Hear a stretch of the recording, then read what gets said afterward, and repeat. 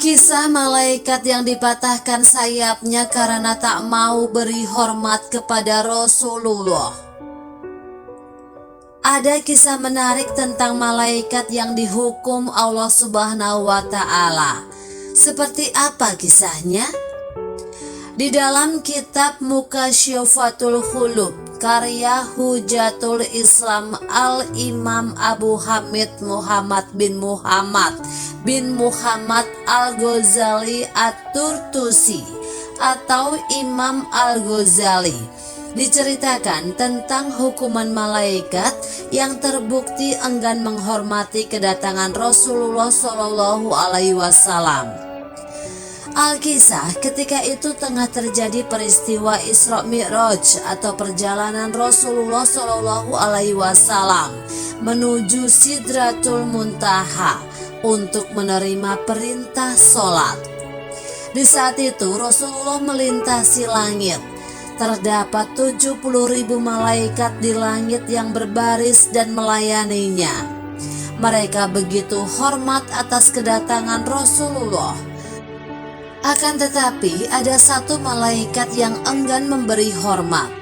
Malaikat itu bahkan tidak berdiri saat Rasulullah melintasi langit. Maka Allah Subhanahu wa Ta'ala menghukum malaikat tersebut dengan mematahkan kedua sayapnya. Tidak hanya itu, malaikat nakal itu juga diasingkan di bumi dan ditempatkan di atas sebuah gunung yang tinggi. Di tempat itu, malaikat yang satu ini hanya bisa menangis dan menyesali perbuatannya. Keberadaan malaikat yang dihukum tersebut diketahui oleh Rasulullah Shallallahu Alaihi Wasallam saat mendapatkan laporan dari malaikat Jibril alaihissalam. Kepada beliau, malaikat Jibril berkata, "Ya Rasulullah Shallallahu Alaihi Wasallam, aku telah melihat ada seorang malaikat langit berada di atas singgasananya. Di sekitarnya terdapat 70.000 malaikat berbaris melayaninya. Pada setiap hembusan nafasnya, Allah Subhanahu wa Ta'ala menciptakan darinya seorang malaikat. Dan sekarang ini kulihat malaikat itu berada di atas gunung Kha'af dengan sayapnya yang patah dan sedang menangis." Malaikat Jibril lantas mengatakan bahwa suatu hari malaikat yang malang itu melihat kehadirannya. Sambil menangis, malaikat itu meminta pertolongan. "Adakah engkau mau menolongku, wahai Jibril?" tanya malaikat malang tersebut. "Apa salahmu?" tanya malaikat Jibril. "Ketika aku berada di atas singgasana pada malam Isra Mi'raj, lewatlah padaku Muhammad, kekasih Allah Subhanahu wa Ta'ala.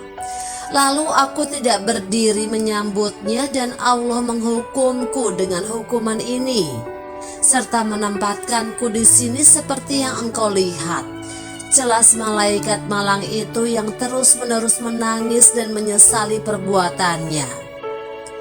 Setelah menangkap penjelasan itu, malaikat Jibril pun mencoba untuk memberikan pertolongan dengan merendahkan diri di hadapan Allah Ta'ala.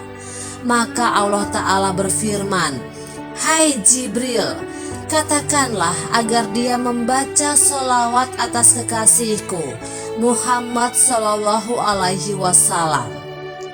Kemudian malaikat Jibril menyampaikan hal itu kepada malaikat malang tersebut agar membaca sholawat kepada Rasulullah Shallallahu Alaihi Wasallam. Sesuai dengan perintah Jibril, malaikat malang tersebut langsung membaca sholawat kepada baginda Nabi Muhammad Shallallahu Alaihi Wasallam. Hingga akhirnya Allah Subhanahu wa Ta'ala memberikan ampunan kepadanya.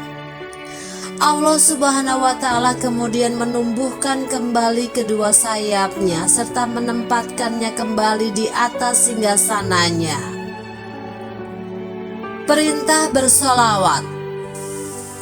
Sebagai muslim sudah seharusnya kita memperbanyak sholawat kepada baginda Rasulullah Shallallahu Alaihi Wasallam. Selain sebagai bukti cinta kita kepada beliau, bacaan sholawat juga bernilai pahala serta memiliki banyak sekali keutamaan. Bahkan dalam Al-Quran Allah Ta'ala telah memerintahkan agar kita senantiasa membaca sholawat. Allah Ta'ala berfirman yang artinya, sesungguhnya Allah dan malaikat-malaikatnya bersolawat untuk Nabi Shallallahu Alaihi Wasallam. Hai orang-orang yang beriman, bersolawatlah kamu untuk Nabi dan ucapkanlah salam penghormatan kepadanya.